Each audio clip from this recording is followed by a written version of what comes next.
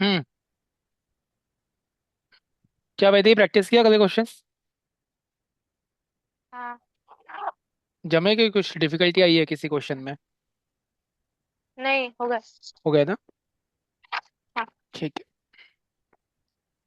फिर ये question solve किया था जो कि बहुत अच्छा सा क्वेश्चन था। इजी था। देखो, सर्कल या फिर कुछ भी ज्योमेट्री के अगर हम बात करते हैं ना, तो ज्योमेट्री में आपको प्रैक्टिस लगती है। वो एक बार देख लिया आ गया ऐसा नहीं होता है, उसके उसको उसमें लॉजिक लाने के लिए तुमको टाइम लगता है। और लॉजिक कैसे बिल्ड होगा? जितना तुम प्रैक्टिस करोगी उससे बिल्ड होगा। तो फिर ये वाला भी क्वेश्चन हमने सॉल्व किया था। ये बहुत इंपॉर्टेंट क्वेश्चन था। उसके बेसिस पे हमने एक और क्वेश्चन सॉल्व किया था, 1 मार्क के लिए एमसीक्यू में आता है ये। हाँ, अब बात करते हैं सबसे खतरनाक क्वेश्चन की। खतरनाक नहीं बोल सकता इसको मैं, बस ऐसे ही ये भी टाइम पास क्वेश्चन है, लेकिन बहुत बार एग्जाम में आया हुआ है। देखो, क्वेश्चन बोला है circle touches all the four sides of a quadrilateral ABCD. ये यहाँ पर बोला है कि एबीसीडी क्वाड्रिलेटरल है। अब कौन सा है ये नहीं बताया है, बस उसने बोला है कि ये क्वाड्रिलेटरल है। अप्रूव करने के लिए बोला है कि A B plus C D is equal to B C plus D A होना चाहिए। ठीक है। तो सबसे पहले तो मैं यहाँ पर टेंजेंट सेगमेंट थ्योरम से जो जो चीज़ें इक्वल है वो लिख लूंगा। बराबर है, कल भी हमने ऐसे किया था ना। हाँ। तो हाँ। प्रूफ करते टाइम सबसे पहले मैं लिख लूंगा टेंजेंट सेगमेंट थ्योरम से क्या क्या होता है। बताओ, एपी के इक्वल क्या होगा?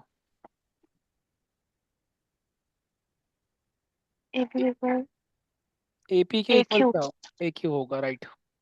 देखो ना, ये सर्कल है, ये एक टेंजेंट है और एक टेंजेंट है, तो दोनों इक्वल होगा। So AP equal to A Q लिखा, तो मुझे उसके बाद क्या लिखना पड़ेगा बताओ तो। एपी के इक्वल ए क्यू लिखा तो। हाँ। B R equals to B Q. Hmm. फिर मुझे लिखना पड़ेगा बी आर नहीं, आर बी लिखना पड़ेगा। R B is equal to B Q. देखो मैंने यहाँ, sorry, AP, B R equal to B Q लिखना पड़ेगा, बराबर है। आर बी नहीं, बी आर। आर बी लिखूंगा तो भी गलत होगा, बी आर लिखना पड़ेगा। ए से पी तक गया, वैसे मुझे बी से आर जाना पड़ेगा। समझा खुशी? हाँ। अब अगर मैं डीपी के इक्वल लिखता हूँ डीएस, तो क्या लिखना पड़ेगा उधर से? B C R R equals to to C S. C R equal to C S, very nice. और यहाँ पर रीजन आएगा by tangent segment theorem. Segment theorem. देखो कुछ भी डिफिकल्ट नहीं है बेटा, बस ऐसे क्वेश्चंस दिखे तो पहले टेंजेंट सेगमेंट थ्योरम लगाना, उसके बाद लेफ्ट हैंड साइड लिखना। अब एलएचएस में देखो क्या दिया है मुझे, एलएचएस में दिया है A B plus C D, और इस A B plus C D को मुझे लाना है B C plus D A. यही बोला है ना? हाँ। ये मुझे लाना है, लाना है। देखो, अब अगर मैं आप लोग को पूछूं ए बी को मैं कैसे लिख सकता हूँ, ये जो पूरा ए बी है इसको मैं कैसे लिख सकता हूँ? कौन से दो पार्ट में इसको लिख सकता हूँ ए बी को मैं? A Q plus B Q. Very good, A B को मैं लिख सकता हूँ A Q plus B Q. Similarly I can write C D as, C D को कैसे लिखूंगा मैं? D S plus C S. D S plus C S, very nice. ठीक है, इतना लिख लिया मैंने। अब मैं किसको रिप्लेस करूंगा वो डिपेंड करता है मेरे राइट हैंड साइड के ऊपर। ध्यान देना, राइट हैंड साइड में मुझे क्या चाहिए? राइट हैंड साइड में मुझे बीसी चाहिए, समझ रहे हो? हाँ। और बीसी हाँ, किसके, बीसी को मैं कैसे लिखूंगा बताओ मुझे? B R plus B C R R. Plus. B R plus C R, it means मुझे यहाँ पर बी आर और सी आर चाहिए, यही हुआ ना इसका मीनिंग? तभी तो मैं उसको बीसी लिख हाँ। पाऊंगा। हाँ। अब देख हाँ। लो, बी आर कब आएगा? जब मैं बी क्यू को रिप्लेस करूंगा। So plus. मैं इस बी क्यू के जगह पे लिखता हूँ बी आर। समझा? हाँ। हाँ, अब सी आर कैसे आएगा बेटा बताओ? किससे रिप्लेस करना पड़ेगा? C S. C C S S से। से। तो इस सी एस की जगह पे मैंने लिख लिया सी आर। इतना सी आर ठीक है। उसके बाद डीए है यहाँ पर। डीए कैसे आएगा? डीए किसके सम के बराबर है DA? A P plus D P. AP E plus P. DP के बराबर है। इट मीन्स मुझे एपी और डीपी चाहिए। सो एपी किसको रिप्लेस करने से मिलेगा? एक्यू को। ए सो क्यू। एक्यू की जगह पे मैंने लिख लिया एपी। और डीएस है, डीपी कैसे मिलेगा मुझे? जब मैं डीएस को रिप्लेस करूंगा। सो डीएस की जगह पर आया डीपी। समझा? हाँ समझा समझा। कैसे रिप्लेस किया? ध्यान से देखना राइट हैंड साइड के ऊपर। So B R plus C R की वैल्यू मेरे पास आ जाएगी, ये जो मेरी बी आर है और ये जो मेरी सी आर है, इसकी जगह पर आ जाएगा बी सी। और बचा जो मेरा ए पी है और बचा जो मेरा डी पी है, इसकी जगह पर आ जाएगा D A. L H S is equal to R H S. ठीक है, इस वाले पूरे को इक्वेशन नंबर 1 दे दो और यहाँ पे लिखना यूजिंग 1, हैंस प्रूफ्ड। समझ में आया? हाँ समझे। लॉजिक आप लोग लिख के रखना अपने लैंग्वेज में, हमने लॉजिक क्या लगाया, किसको रिप्लेस किया, कैसे रिप्लेस किया। यस, वैदे खुशी। ठीक है। हाँ ठीक है। अब बिना स्क्रीन पे देखे आप लोग पहले खुद से ट्राई करो। भले ही दिन में 3 क्वेश्चंस हो, 4 क्वेश्चंस हो, लेकिन वो 4 क्वेश्चंस ऐसे हो कि तुमको आ जाए कभी भी सॉल्व करो तो।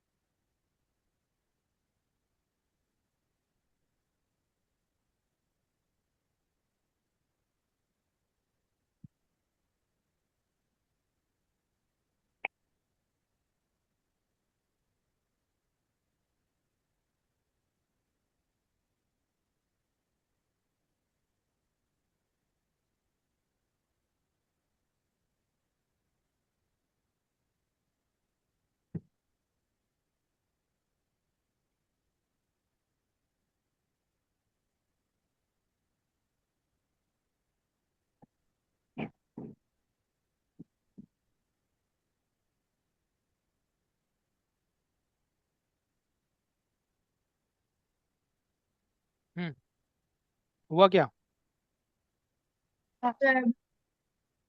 हुआ खुशी की हो रहा है। Last step. आ रहा है ना, बिना देखे खुद से जम रहा है ना। हाँ परफेक्ट।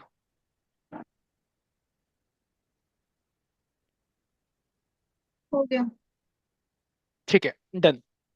अब यहाँ पर एक क्वेश्चन ऐसा है कि if all the sides of A parallelogram touch a circle, show that the parallelogram is a rhombus. अगर पैलोग्राम के ये चारों एनसीईआरटी में क्वेश्चन था ये। हम्म अगर पैलोग्राम के चारों साइड सर्कल को टच कर रहे हैं, तो हमें शो करना है कि वो पैलोग्राम हमेशा रोम्बस होगा। ठीक है। सो एक सर आपने पैरेललोग्राम। अभी भी सोल्यूशन नहीं भेजा। कौन सा ट्रिगो का? हाँ। मुझे कल एक बार ना रिमाइंड करा देना, भूल जा रहा हूँ मैं। मैं आपको रिमाइंड। अभी मैसेज डाल दूँ अभी क्लास तो मैं, खत्म होने के बाद। हाँ अभी कर क्लास दूंगा खत्म होने। Solve, done done. या तो क्लास में ले लेंगे फिर। ठीक है। तो एक पैरेललोग्राम बनाते हैं पहले हम। पैरेललोग्राम पता है ना कैसे होता है? ऐसे कुछ होता है पैरेललोग्राम। इसका नाम दे दिया मैंने ABCD। इसके साइड्स सर्कल को टच कर रहे। सॉरी मेरी डायग्राम बहुत, ड्राइंग बहुत खराब है, समझ जाना तुम लोग भावनाओं को। तो मैंने यहाँ पे सर्कल बनाया जिसका दे दिया नाम PQRS। ठीक है। हमें गिवन क्या दिया है देखो। हमें गिवन दिया है कि जो क्वाड्रिलेटरल ABCD है इज ए पैरेललोग्राम। ये पैरेललोग्राम है। पैरेललोग्राम है तो पैरेललोग्राम की प्रॉपर्टी क्या होती है? अपोजिट साइड्स इक्वल और पैरेलल इक्वल। होते हैं। So I can write AD is equal to BC and AB is equal to DC। लिख सकता हूँ अगर ये पैरेललोग्राम है तो उसके हाँ। अपोजिट साइड्स इक्वल हो गया। और टू प्रूफ हमें करना है कि यही जो पैरेललोग्राम है ये रोम्बस है। Quadrilateral ABCD is a rhombus. हमें इसको रोम्बस प्रूफ करना है। और रोम्बस की प्रॉपर्टी क्या है?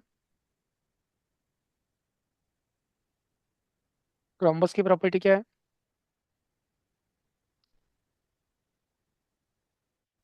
रोम्बस की प्रॉपर्टी होती है कि उसके चारों साइड्स इक्वल होते हैं। इट मीन्स मुझे AB equal to BC equal to CD is equal to AD proof करना है। और पैरेललोग्राम के सिर्फ दो ही साइड्स इक्वल होते, अपोजिट साइड्स इक्वल होते हैं, जबकि मुझे यहाँ पर चारों साइड्स को इक्वल लाना है। क्वेश्चन समझ में आया? हाँ। चल प्रूफ करते हैं हम। बहुत ही सिंपल है, प्रूफ करेंगे। इसको हम प्रूफ करने के लिए हमारे प्रीवियस क्वेश्चन का हेल्प लेंगे। प्रीवियस क्वेश्चन में हमने क्या प्रूफ किया? हमें एक रिजल्ट पता है। वी नो दैट, हमें एक रिजल्ट पता है कि AD plus BC opposite sides का सम इक्वल होता है दूसरे अपोजिट साइड के सम के। AB प्लस DC, देखो हमने इसके पहले क्वेश्चन में वही प्रूफ किया। देखो AB plus CD that is a वाला AB प्लस CD इक्वल हुआ है DA प्लस BC के। किया हमने प्रूफ। तो हम, अगर ये क्वेश्चन आप लोग को 3 मार्क के लिए बोलेगा तो पहले आप लोग ये रिजल्ट को प्रूफ करना। समझ रहे हो क्या? ये कैसे प्रूफ करोगे आप लोग? ये जो हमने किया था जैसे पहले ये किया। पूरा जैसे कि वैसे लिखोगे आप लोग वहाँ पे। अगर क्वेश्चन 3 मार्क का आया तो। लेकिन अगर ये क्वेश्चन 2 मार्क के लिए आता है तो आप लोग डायरेक्टली लिखोगे वी नो दैट करके। समझ में आया? अगर 2 मार्क का है तो डायरेक्ट लिखोगे आप लोग। चलो, अब AD की वैल्यू क्या है मेरे पास? AD की वैल्यू क्या है यहाँ पर? यहाँ पर AD की वैल्यू BC। BC है। सो हम BC। AD को रिप्लेस करेंगे BC से और BC को जैसे के वैसे रखेंगे। AB की वैल्यू क्या है मेरे पास? DC। सो AB को BC। मैं रिप्लेस करूंगा DC से। तो BC प्लस BC कितना हो जाएगा? 2 BC। 2BC। 2BC is equal to 2DC। 2 से 2 कैंसिल। सो BC के इक्वल क्या आ गया? DC आ गया। DC। हो गया ना प्रूफ? हो हाँ। गया ना? BC के इक्वल DC आ गया ना? तो हो गया ना proof. AD equal to BC है। BC हाँ इक्वल टू वो तो DC आ ऑलरेडी गया मेरा। गिवन है। BC इक्वल टू DC आ गया। उसके बाद AB इक्वल टू DC है, तो चारों साइड आपस आपस में इक्वल हो जाएंगे ना फिर। हो गया क्या? ऑब्वियसली हाँ। अगर मेरे एडजेसेंट साइड्स इक्वल आ गए मतलब पूरे साइड्स इक्वल हो गए ना अब। Therefore we can say that quadrilateral ABCD is rhombus। Rhombus. खत्म।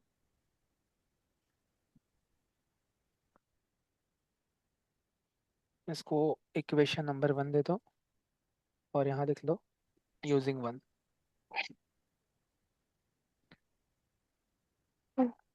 NCERT का क्वेश्चन है बराबर।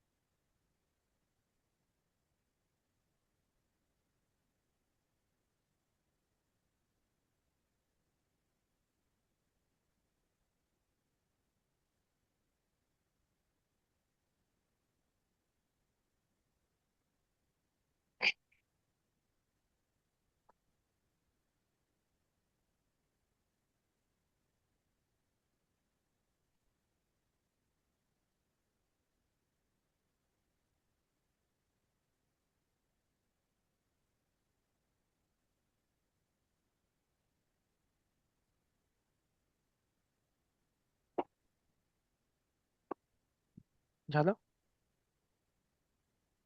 बस हो गया।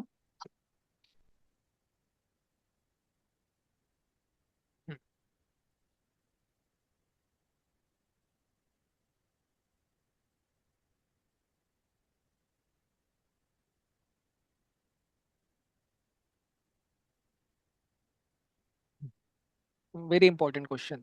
माहौल ही माहौल। 2 3 4 5। 5 स्टार क्वेश्चन।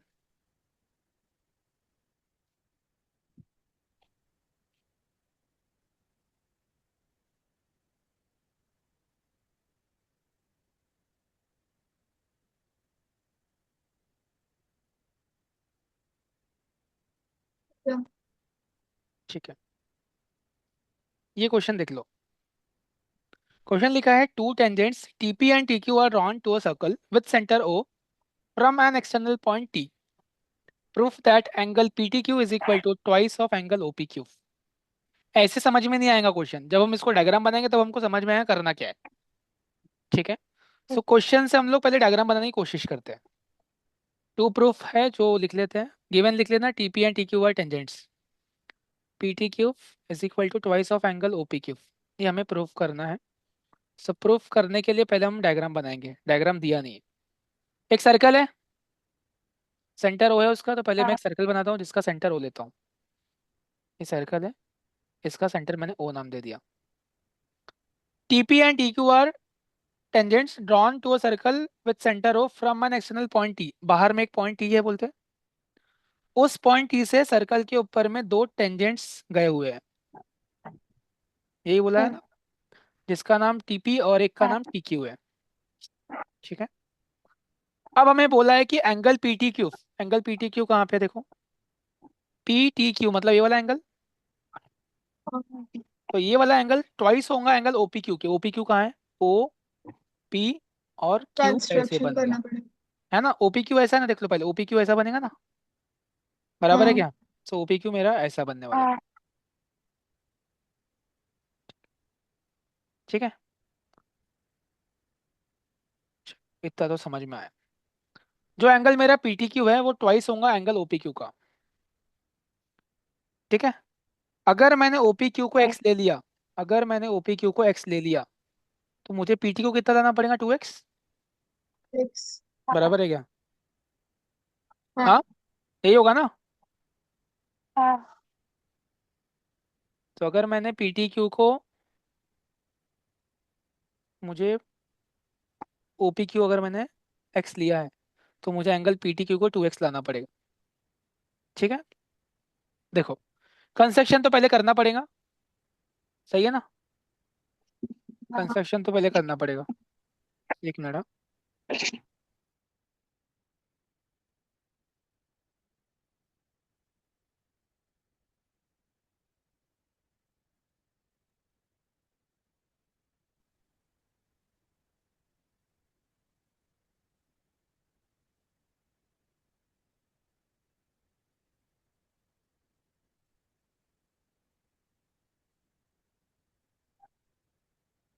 हाँ, ठीक है। चार्जिंग नहीं लगी थी, वही देख रहा था। ठीक है।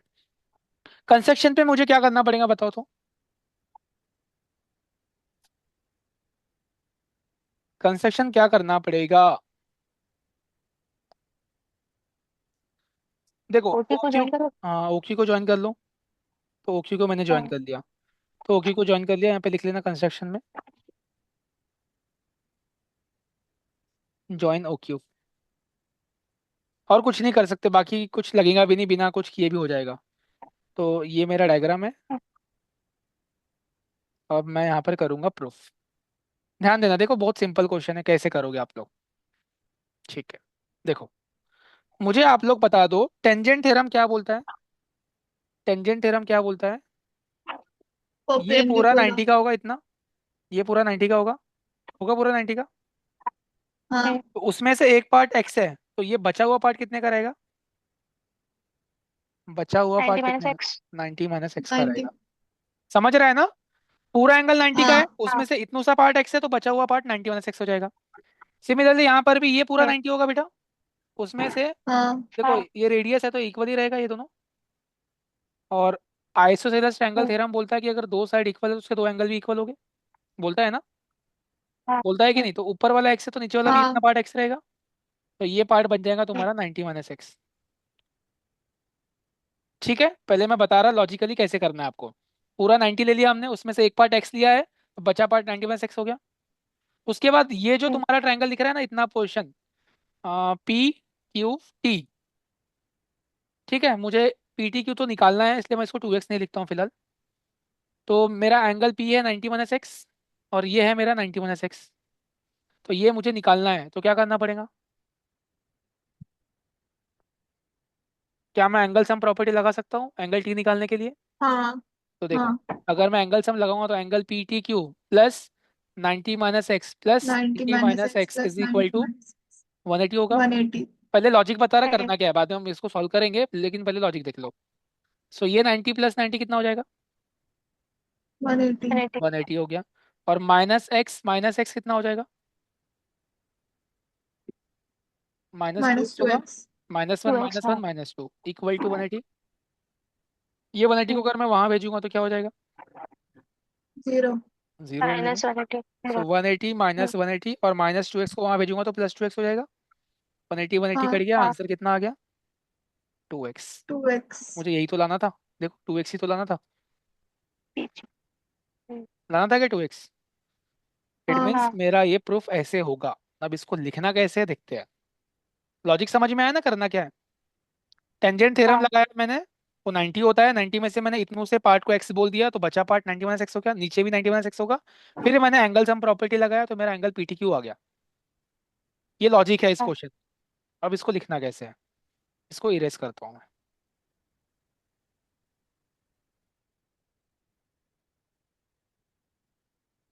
ये तुमको क्वेश्चन कराया होगा ना ट्यूशन में या फिर स्कूल में कराया होगा ये क्वेश्चन। कराया तो है क्या? अभी कल अगर मैथ्स का क्लास होगा तो शुरू करवाएगी मैम सर्कल्स। सर्कल्स और ट्यूशन में पढ़ाया है क्या? ट्यूशन की बात कर रही हूँ। अच्छा। प्रूफ में मैं स्कूल में बोलता हो हूँ। गया। प्रूफ में मैं बोलता हूँ let angle OPQ is equal to x. मैंने एक्स बोल दिया, लेट बोला ना उसको एक्स। लेट मैंने उसको एक्स बोल दिया, तो मैं एक्स दिखा रहा, क्योंकि OPQ लिखने से अच्छा है उसको एक्स बोल दो। ठीक है। सो OPQ मेरा एक्स हो गया। और मुझे इतना पता है कि जो एंगल OPT होगा, OPTO कितने का होगा? 90 डिग्री का। नहीं, OPT बेटा, OPT कौन सा एंगल है? ये वाला एंगल। समझ रहे हो क्या OPT कौन सा है? ये हाँ OPT, ये पूरा एंगल 90 डिग्री का है ना। So angle OPT is equal to angle OQT। ये हो जाएगा 90 डिग्री का। रीजन आएगा बाय टेंजेंट थ्योरम। ठीक है। तो सर 2 मिनट। हाँ। सो मैंने टेंजेंट थ्योरम से उसको 90 डिग्री बोल दिया। अब मुझे निकालना है एंगल TPQ। TPQ देखो कहाँ पे है? TPQ। TPQ कितना हो जाएगा? एंगल TPQ कौन सा है देख लो। TPQ कहाँ पे है? TPQ। वो भी 90 ये 90 हो जाएगा। 90 कैसे होगा? अबे TPQ 90 - 6 होगा ना बेटा। अच्छा हाँ 90 माइनस एक्स लेकिन होगा। लिखेंगे कैसे हम उसको? Angle TPQ is equal to angle OPT minus angle OPQ। लिखना, लिख के तो दिखाना पड़ेगा ना बेटा, ये क्वेश्चन 4 मार्क के लिए एग्जाम में आया हुआ है। तो जो मैंने बोला है लॉजिकली उसको मैंने प्रैक्टिकली लिखा है यहाँ पे। देखो एंगल TPQ। TPQ मतलब ये वाला एंगल इतना। TPQ। ये वाला एंगल मेरा 90 - 6 कैसे है? जब मैंने एंगल OPT में से माइनस किया एंगल OPQ को। OPT है मेरा 90 और OPQ है मेरा x, सो एंगल TPQ आया 90 - x। ठीक है। ठीक हाँ है। अब मुझे पता है कि OP इक्वल टू OQ है। रेडाई है। अगर OP equal to OP is equal to OQ है, तो angle OPQ is equal to angle OPQ is equal to angle OQP होगा। देखो होगा क्या? OPQ इज इक्वल हाँ। To angle OQP equal to x हो जाएगा। रीजन लिखना पड़ेगा बाय आइसोसेलेस ट्रायंगल थ्योरम। हवे में नहीं इक्वल है वो इक्वल कैसे है वो? आइसोसेलेस ट्रायंगल थ्योरम बोलता है कि अगर उसके दो साइड्स इक्वल है तो दो एंगल्स भी इक्वल हो गए।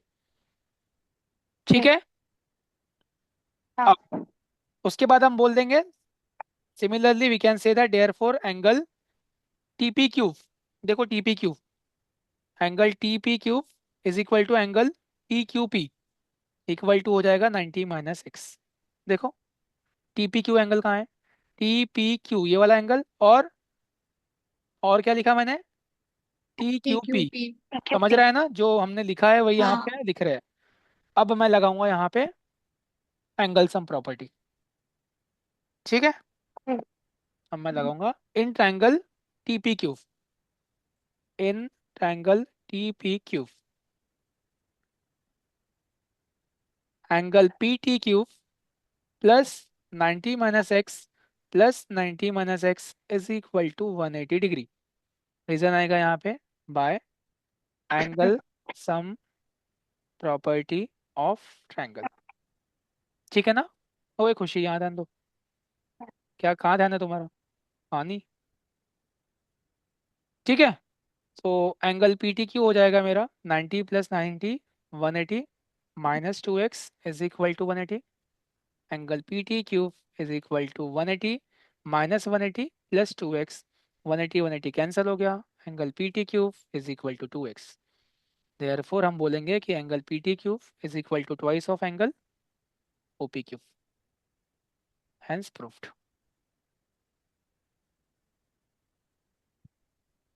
ठीक है, समझा। हाँ। तो पहले हाँ। लॉजिकली इसको समझ लो और फिर तुम इसको प्रैक्टिकली जो तुमने सोचा है वैसे उसको लिखो एंगल के फॉर्म में।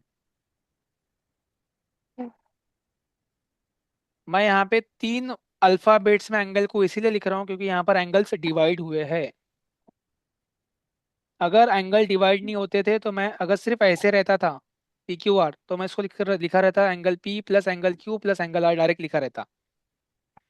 एंगल जब डिवाइड होते हैं तो उसको 3 पॉइंट में लिखना पड़ता है। डिवाइड इन द सेंस कैसा, एक ही पॉइंट है मेरा पी नाम का, वहां से एक लाइन इधर भी चले गया तो एंगल पी जो है मेरा भी डिवाइड होगा इधर के लिए और इधर के लिए भी।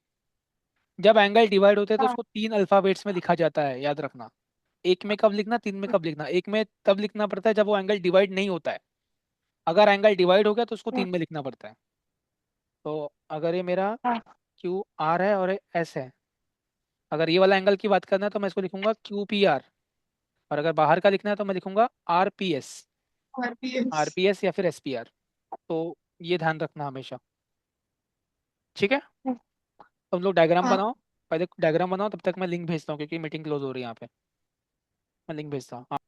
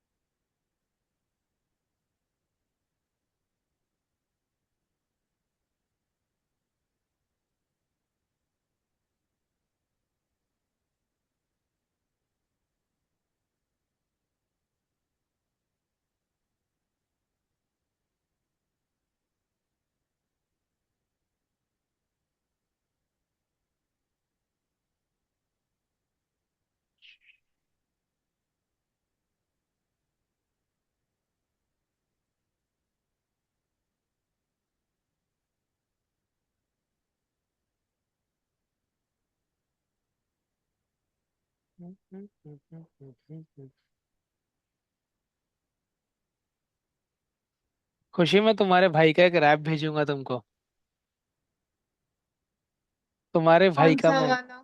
तुम्हारे भाई का मैं एक रैप भेजूंगा, भेजूंगा मैं, रुक जाओ कब तुमको। किया था उसने? 1 साल हो गया होगा उस बात को। हाँ, उसने एक बार बताया तो था, मैंने क्लास में रैप किया था करके। रैप गाया था कौन उसने। से गाने पे किया था वैसे? एमसी स्टैन का था कोई तो भी गाना, हाँ, एमसी स्टैन का गाना था। ना कोई पता अपशब्द भी थे वो गाने में, नहीं। लेकिन वो उसका उन लोग, भाई है, उसका भाई है जो सुनाता है उसको ऐसे गाने। कौन, कजिन भाई उसका। अच्छा। और वैदे तुमको भी भाई है कोई? हाँ है ना सर। कौन से क्लास में हो? छोटा है, सेकंड में है। अरे बहुत छोटा है अभी तो। हम्म। छोटा ही रहे तो अच्छा है।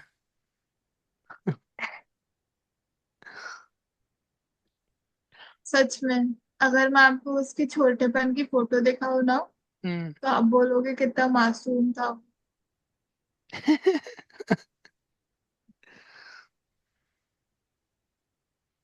सच में अभी पड़ी है उधर सामने में, इतना मासूम दिख रहा है वो उसमें। जब बच्चा छोटा होता है तो मासूम ही दिखता है। पर मेरी मम्मी मेरे को बोलती थी तू नहीं दिखती थी। नहीं, तुम तो मासूम ही दिखती हो। अभी भी।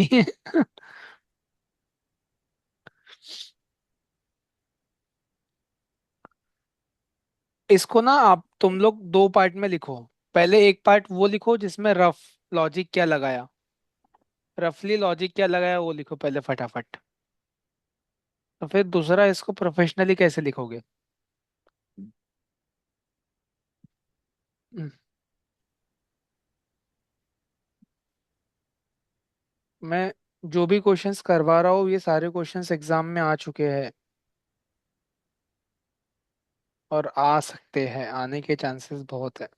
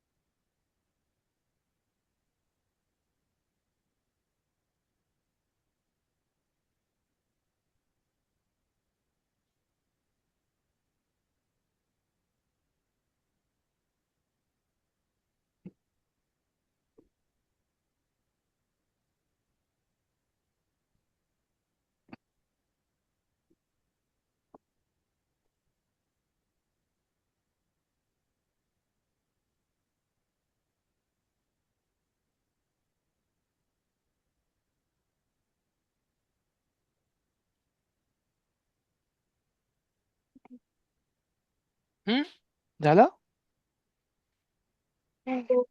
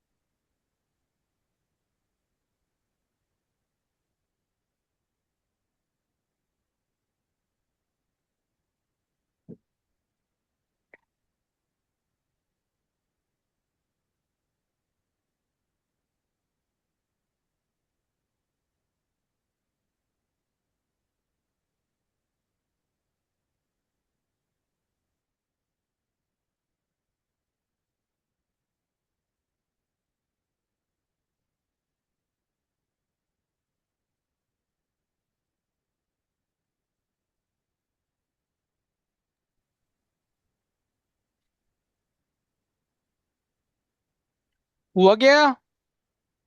हाँ हो गया। हाँ, हाँ ठीक है। अब कुछ फाइंड फाइंड आउट वाले क्वेश्चंस करते हैं। Prove that. तीन चार क्वेश्चंस कर लिए ना, कुछ फाइंड वाले करते हैं। सैम्पल क्वेश्चन पेपर 2020 का क्वेश्चन है ये, सीबीएसई 2021 में जो सैम्पल पेपर आया था उसका क्वेश्चन है। If two tangents inclined at 60 degree are drawn to a circle of radius 3 centimeter, then find the length of each tangent। 2 mark का क्वेश्चन है।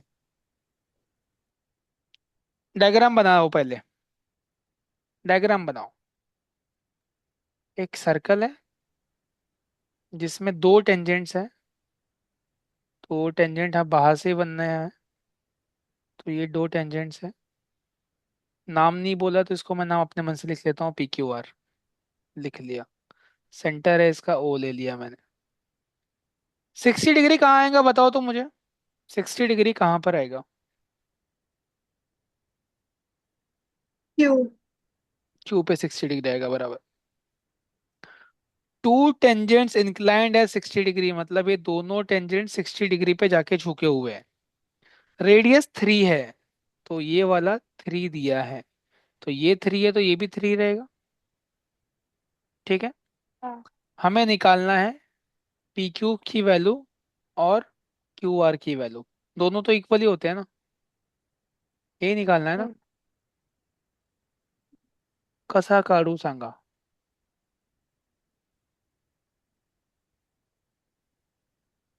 कसा काढू?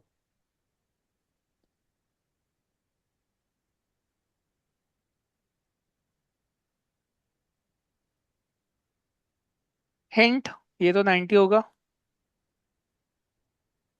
होगा 90, टेंजेंट थ्योरम से 90 दे हाँ। दिया।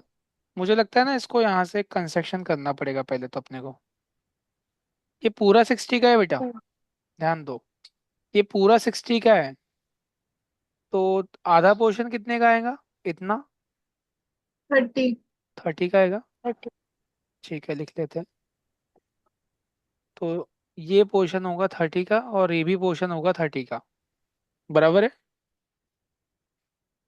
ठीक है। हाँ। ठीक है।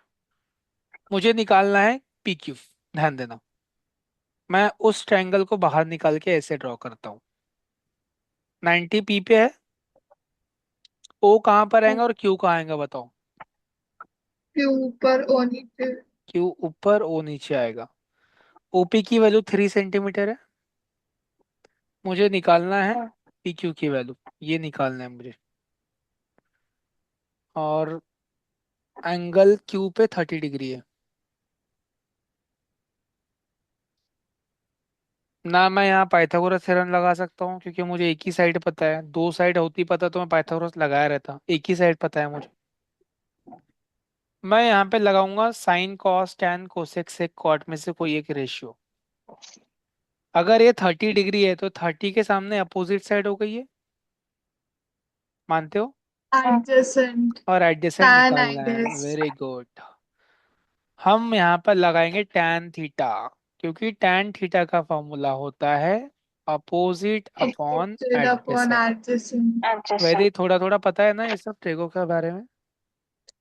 हाँ, सो tan theta, theta is 30 degree, opposite is 3 centimetre, adjacent is PQ।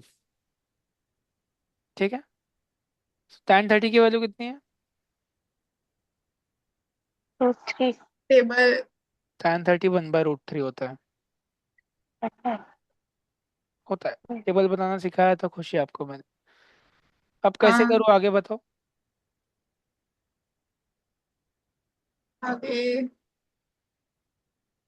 Cross multiply. Cross multiply 1 into PQ हो जाएगा PQ, और ये हो जाएगा 3 इंटू √3, कितना होगा? 3 3 √3। थ्री 3 √3। रूट सेंटीमीटर ये हो गया इसका आंसर।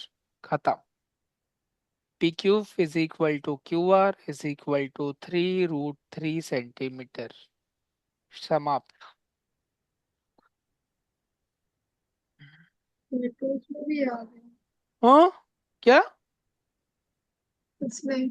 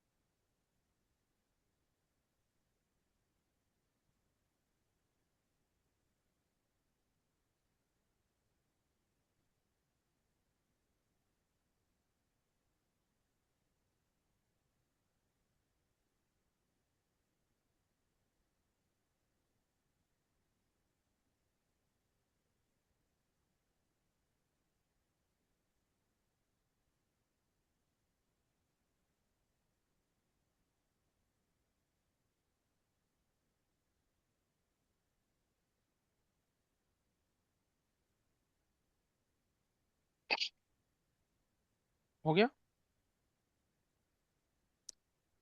एक मिनट। डिफिकल्ट था क्या क्वेश्चन है? अब तक सर्कल के कोई क्वेश्चंस डिफिकल्ट लगे क्या, जितने मैंने करवाया? नहीं, बस ये हाँ। पीछे वाले 90 - x को प्रैक्टिस करना पड़ेगा। हम्म। वो भी डिफिकल्ट नहीं है बेटा, उसको बस तुमको लिखना है प्रॉपर।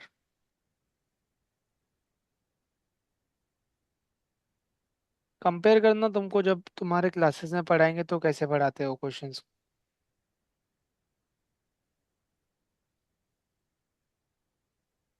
हाँ, हमारे 6 दिसंबर से प्री बोर्ड्स चालू।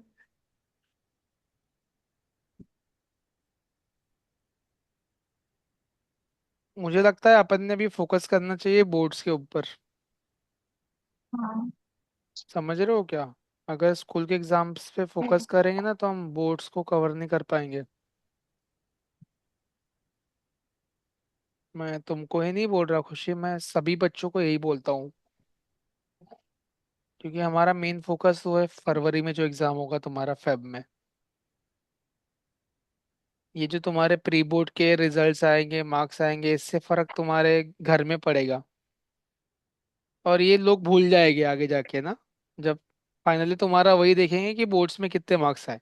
कोई नहीं पूछेगा कि तुम्हारे प्री बोर्ड में कितने थे, दिवाली में कितने मार्क्स थे, टर्म वन में कितने थे, यूटी में कितने थे।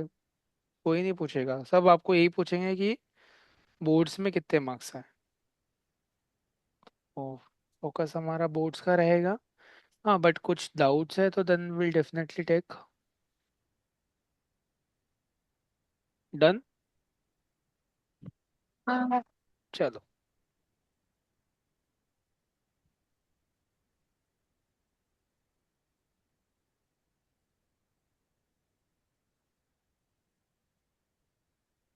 If the angle between two tangents drawn from an external point P to a circle of radius A and center O is 60 degree. Previous question है, जैसा का वैसा, वैसा ही क्वेश्चन है। डायग्राम बना लो पहले। यहाँ पे नाम देना पड़ेगा। बाहर के पॉइंट का नाम क्या है? पी नाम है ना? तो हाँ। ये मैंने ड्रॉ किया। यहाँ पे ओ नाम है। रेडियस इसका ए बोला हुआ है, तो ये रेडियस ए है। और कुछ नहीं बोला तो इसको हम क्यू आर ले लेते, चलेगा? तो मुझे यहाँ पर ओपी निकालना है, मतलब हाँ, ये पोर्शन निकालना है। ठीक है, मुझे ओपी की वैल्यू फाइंड करना है इस बार। लास्ट टाइम मुझे लेंथ ऑफ टेंजेंट फाइंड करना था, इस बार मुझे ये ओपी फाइंड करना है, इस वाले को। और 60 डिग्री कहाँ पर है? ठीक। पी पे 60 है ना। Hmm, if the angle between two tangents, दो टेंजेंट के बीच का एंगल 60 है, मतलब ये 30 30 रहेगा। उसको भी ऐसे 90 ले लेते हैं और ट्रायंगल को बाहर निकाल लेते हैं। तो मेरा क्यू यहाँ पर है, क्यू के बाजू में ओ है, पी ऊपर आएगा, और पी पे 30 डिग्री है। हम्म, और ओ क्यू की वैल्यू मेरी ए है, मुझे निकालना क्या है, ओपी निकालना है। तो क्या लगाना पड़ेगा मुझे अभी? यह है अपोजिट, और यह है hypotenuse. Sine opposite theta. Hypotenuse sine theta time लगाना। करते। Sine theta is equal to opposite upon hypotenuse. Sine theta is 30, sine 30 is equal to opposite कितना है, A, hypotenuse is OP. Hmm, OP over power sine 30 1/2 1/2। A by upon two. OP. तो OP की value हो जाएगा 2a। समझे? हाँ। खत्म। यहाँ पर ऐसे बोल सकता है, या फिर बोला रहेगा proof that OP is equal to 2a। ऐसा भी हो सकता है। फाइंड ओपी बोलेगा या फिर प्रूफ करने बोलेगा ओपी इक्वल टू 2a। कुछ भी बोले, करना तो ऐसे ही है। देखो, सारा खेल डायग्राम के ऊपर है बेटा, सारा खेल डायग्राम पे है।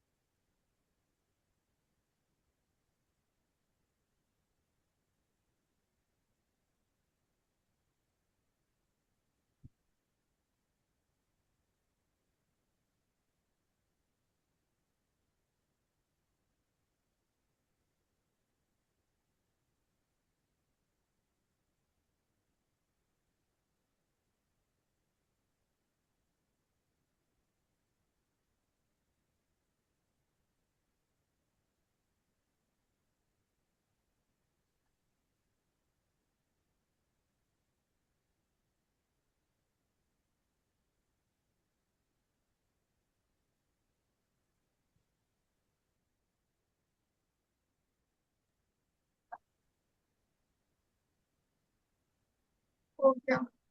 हम्म, वैदे। हाँ, हो गया। हम्म, चलो, इस क्वेश्चन को आप लोग होमवर्क लिख लो। एक ये क्वेश्चन है, एक ये क्वेश्चन, एक, दो, तीन क्वेश्चंस। ये तीन क्वेश्चन होमवर्क है, या तो स्क्रीनशॉट ले लो इसका।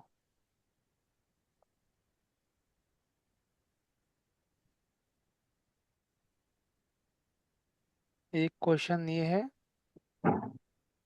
दूसरा क्वेश्चन ये है,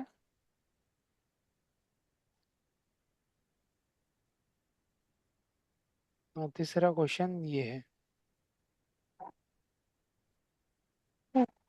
तीनों एक ही जैसे हैं। इसका भी हिंट दे देता हूँ मैं तुम लोग को, बताओ तो कैसे करोगे। एनसीईआरटी का क्वेश्चन है बेटा।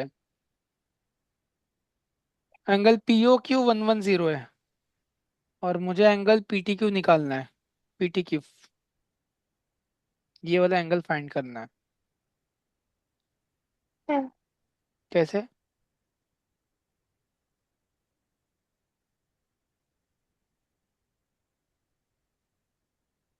एंगल पी और एंगल क्यू तो 90 90 हो जाएगा ना। ये तो 90 हो जाएगा और ये भी 90 हो जाएगा। तो ये क्वाड्रिलेटरल बन रहा है ना? हाँ तो। तो 360 सम कर लेंगे सबका। तीन पता है, हाँ। हाँ। एक निकल जाएगा ना इजीली। ठीक। होमवर्क। 90 प्लस 90 180, 180 प्लस 110, 290, 70 आएगा आंसर उसका। हम्म, हाँ। खत्म। Tata bye bye good night.